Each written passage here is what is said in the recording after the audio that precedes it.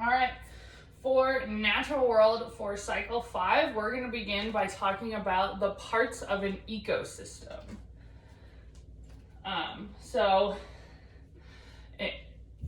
We're going to get to what an ecosystem is. We're going to start with the biggest area or idea that we can, and then bring it into the smallest area. So we're going to start with the biggest one, which is the biosphere. The biosphere is the largest structure of life. The biosphere is the thin layer on the outside of the planet Earth where living things can exist. It is all the life in the air, land, and water that can be occupied by living things. Planet Earth is the only planet we know that has a biosphere. So that's what contains all of the entirety of all living things on Earth. So now we get a little bit smaller into a biome. A biome is a large area of the biosphere with a similar biota and physical conditions throughout.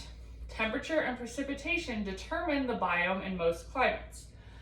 The main biomes are desert, grassland, deciduous forest, boreal forest, rainforest, and tundra. So then we get into the ecosystem. An ecosystem consists of the organisms of an area and the abiotic factors with which they interact. The abiotic factors include moisture, sunlight, temperature, and soil.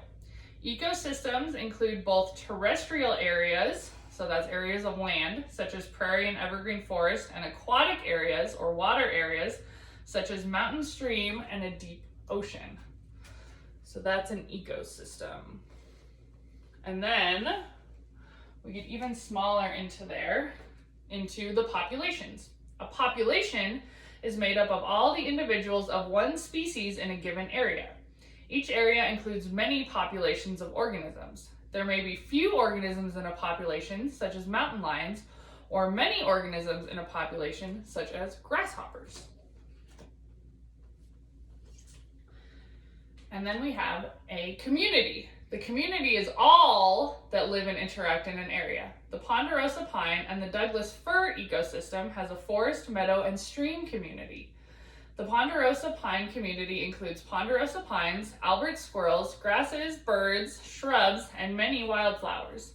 Less visible members of the community include bark beetles, earthworms, and mycorrhizal fungi. So that's a community in one area. And then we get down to the smallest part, which is the individual organisms. Individual organisms are also called living things. Organisms can be large or small, made of one cell or many cells. They can be placed in one of the 3 domains: bacteria, archaea, and eukarya. Plants and animals have complex bodies made of trillions of cells.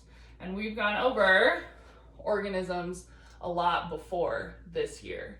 So in this cycle, we're going to take all of those small ideas we had and bring them up back into this bigger idea of an ecosystem.